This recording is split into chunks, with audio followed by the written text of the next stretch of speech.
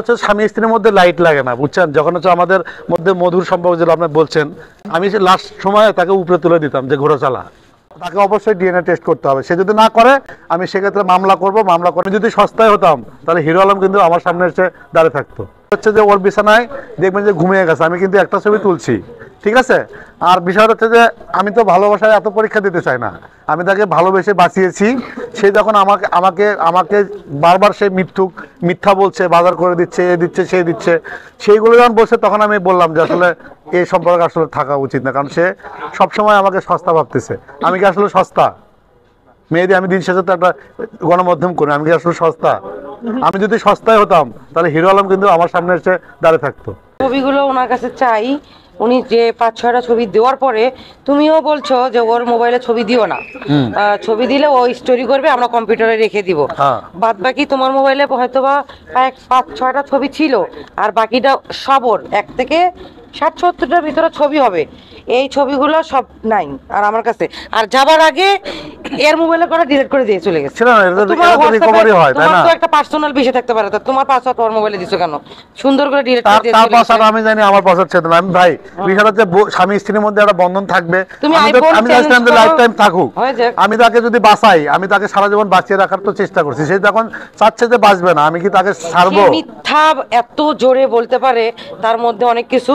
সে তুমি সবার কাছে অনুরোধ করো, ও স্বাক্ষর দিবে যে আকাশ নিবিড় আমার স্বামী না।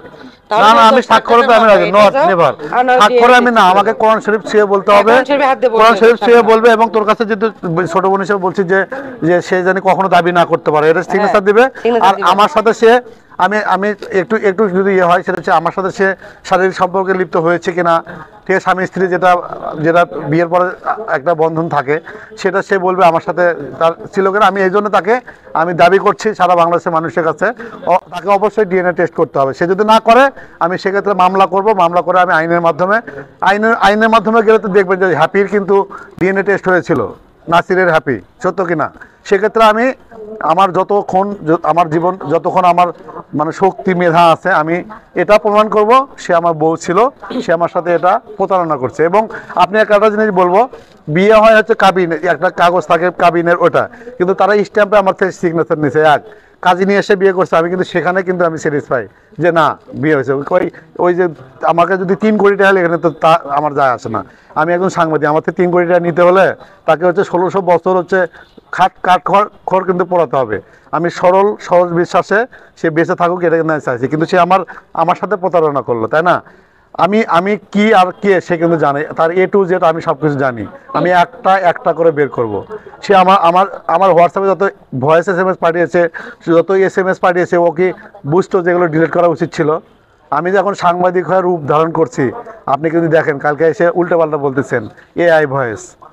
আমি আল্লাহর কাছে অশেষ মেহেরবানি জানাই, এই সময় আমাকে সানি ভাই অনেক হেল্প করেছে। আমি সানি ভাইয়ের কাছে কোরআন শরীফ ছুঁয়ে বলুক যে আমি বিয়ে করিনি। কোরআন একটা প্রশ্ন ছিল, প্রশ্নটা হচ্ছে যে সে বারবার দাবি করছে যদি তার সাথে আমার বিয়ে হয়ে থাকে তাকে কাবিননামা দেখাতে পারবে। সে তো সরিয়েছে কাবিননামা, তো আপনি যেখান থেকে কাবিনই তো হয় না, জাল করছে। আমি বলি এই অ্যাডভোকেটটা হচ্ছে কি, যখন রুমিনা বলি শোনেন, এই অ্যাডভোকেটটা হচ্ছে তার হচ্ছে পার্সোনাল।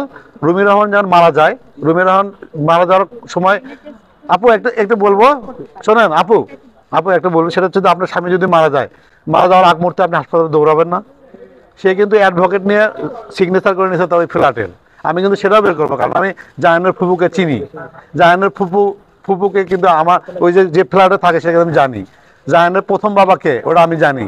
তারপর হচ্ছে যে ওর বিভিন্ন কুকর্ম, কার সাথে রিলেশনশিপ ছিল, কোথায় বসে প্রেম করতো, কোন সাংবাদিকের সাথে কি করতো, আমাকে কিন্তু বলেছে। তখন আমাদের মধ্যে প্রেম ছিল, আমি কিন্তু বের করতে পারি সেই সম্পূর্ণ কথা। আমি কিন্তু একটার পরে একটা, আমি কিন্তু লিখতে জানি। আজকে দেখতেছেন যে আমিও কিন্তু মাল্টিমিডিয়া, আমি একটা জায়গায় কিন্তু হচ্ছে জব করি, কিন্তু তারপরে কিন্তু আমি একজন রিপোর্টার। আমার লেখার যে কি ধার, সেটা কিন্তু দেশনেত্রী যে কি বলে, দেশের যে ফেসিস সরকার শেখ হাসিনা জানে। আমি তাকে নিয়ে একটা নিউজ করেছিলাম, আমাকে কিন্তু ক্রস ফায়ার দিয়েছিল। আমি ওসব ভয় পাই না, ঠিক আছে? আমি কিন্তু দেখবেন আমার দুলাভাই আছে, জাতীয় দুলাভাই সাকিব খান, আমি এক বিন্দু ছাড় দেই না। এটা হচ্ছে কি সবাই জানতে চাচ্ছে আসলে আমরা আপনি তার গোপন, মানে আপনি তো তার জামাই ছিলেন, মানে অনেকে এটা সহজ প্রশ্ন। আমি আপনাকে একটা কথা বলি শোনেন, সেটা হচ্ছে স্বামী স্ত্রীর মধ্যে লাইট লাগে না, বুঝছেন? যখন হচ্ছে আমাদের মধ্যে মধুর সম্পর্ক যেটা আপনি বলছেন যেহেতু জানতে চাচ্ছেন আমার বন্ধু মেহেদি, আমি শুধু একটা কথাই বলবো, শোনেন, ওই স্বামী স্ত্রীর সম্পর্কে কখনো লাইট লাগে না। শুধু আপনাকে একটা কিউ দেই, আমি লাস্ট সময় তাকে উপরে তুলে দিতাম যে ঘোড়া চালা। ক্লিয়ার? আমি একটু আগে ভাই আপনার কাছে একটু জানতে চাই যে আপনি না, বন্ধু হিসেবে আমার তো, সেও তো বন্ধুর মতো আপনি চলে। যেহেতু বললেন যে আপনাদের কাবিনটা জাল কাবিন ছিল, জাল। যদি কারো সম্পত্তি যদি জাল জড়িয়ে থাকে সেই সম্পত্তি তার হয়ে যায় না। আচ্ছা। যদি সেটা যদি জাল কাবিনী হয়ে থাকে তাহলে আপনার স্ত্রীর তো দাবি না না না, এটা তারা হচ্ছে যে এটা করছে, তারা সরিয়েছে। তারা যদি বলতো যে হ্যাঁ এটা করছে, যদি আমাকে দিত আমি তাও স্যাটিসফাই। কিন্তু কথা হচ্ছে যে সে জালিয়াতি করে ভাবে আমার সাথে, সে আমার হচ্ছে যে সরলতার সুযোগ নিয়ে আমার সাথে সে বাসর করলো কেন, আমার সাথে দীর্ঘদিন সে রাত কাটালো কেন, আমাকে বলছিল 1 বছর পরে বেবি নিবে। আমার খুব শখ, আমার প্রথম বাচ্চা ক্রিকেটার হবে। আমি আজকেও বলে যাচ্ছি, আমার প্রথম সন্তান যদি হয় আমি প্রথম ছবিটাই তুলবো, ব্যাটের উপরে একটা বাচ্চা শুয়ে আছে, আমি সেই ছবিটা তোলার জন্য ব্যাট বল কিনে রাখছি। ঠিক আছে, আমি আমি আমি চাই আমার প্রথম সন্তানটা যদি ছেলে হোক আর মেয়ে হোক, আমি তাকে ক্রিকেটার বানাবো। আপনারা যারা সত্য বলে তারা সারা জীবনই সত্য বলবে। আপনি দেখবেন আমার প্রথম সন্তান হওয়ার পরে যে ছবি তুলবো আমি, সেটা ব্যাটের উপরে থাকবে, মাথার নিচে একটা বল দিব আর হচ্ছে একটা ব্যাটের উপরে রাখবো। কিন্তু এই যে সত্য মিথ্যা যে বলছে, আমার ছোট বোন, হ্যাঁ, ও কি মিথ্যা বলবে? এই যে নাটক করছে, আমার মা বাবার সামনে, মা বাবা ছিল এই বিয়েতে, তার ছবি পর্যন্ত দেয়নি।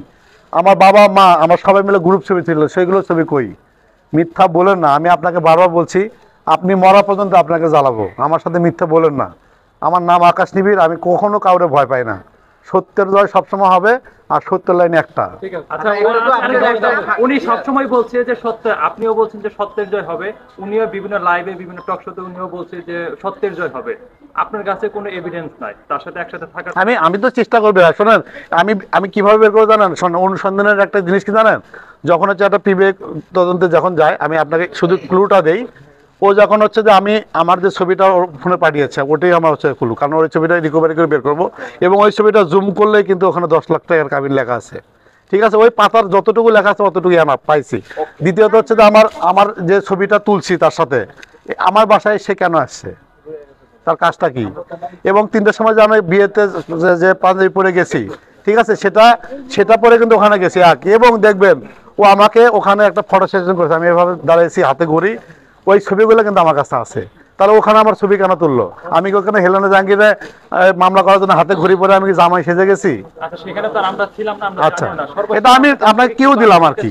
হ্যাঁ, সর্বশেষ আপনি বর্ষাকে কি বার্তা দিতে চান? বার্তা একটাই, সেটা হচ্ছে যে ওটা সে না লুকিয়ে ওটা সবাইকে দেখাক, আমার কাছে ক্ষমা চাক, যে বললো ঠিক আছে আমি, হ্যাঁ, ওটা আমাকে দেখাবে যে এই যে বিয়ে হয়েছিল, ঠিক আছে, তুই আমার বন্ধু আছিস, সারা জীবন থাকবি, আমাকে ক্ষমা করে দে, আমার ভুল হয়েছে। সারা বাংলাদেশের মানুষের কাছে ক্ষমা চাবে যে তার ভুল হয়েছে।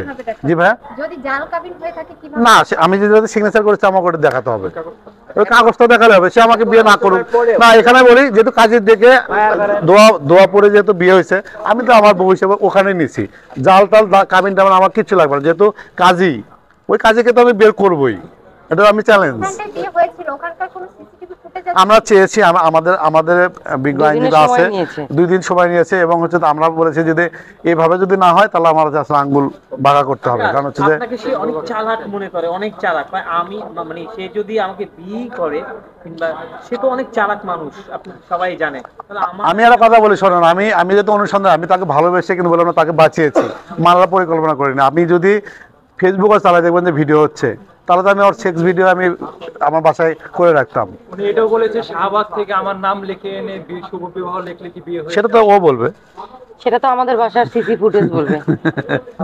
সে কেন আসলো? ফুটেজের সময় বললো ভাড়া, সে তো ওইটা চলেন আমাদের বাসায়, কোথায় কোন রুমে ছিল? আমাদের বাসা থেকে কিন্তু ওরা 29 তারিখে কোর্টে যায়। সে মিথ্যা এই একটা মিথ্যা ঢাকার জন্য হাজার মিথ্যা বলছে, সে তো পারবে না রে বাবা। আমি প্রমাণ করে ছাড়বো বর্ষা চৌধুরী আমার বউ, সে মরা পর্যন্ত। যদি আরেকটা বিষয় করতে পারে, যদি সুইসাইড করে তাহলে মাফ করে দেবো, যা। সে কখনো সুইসাইড করবে না। কেন মাফ করবে?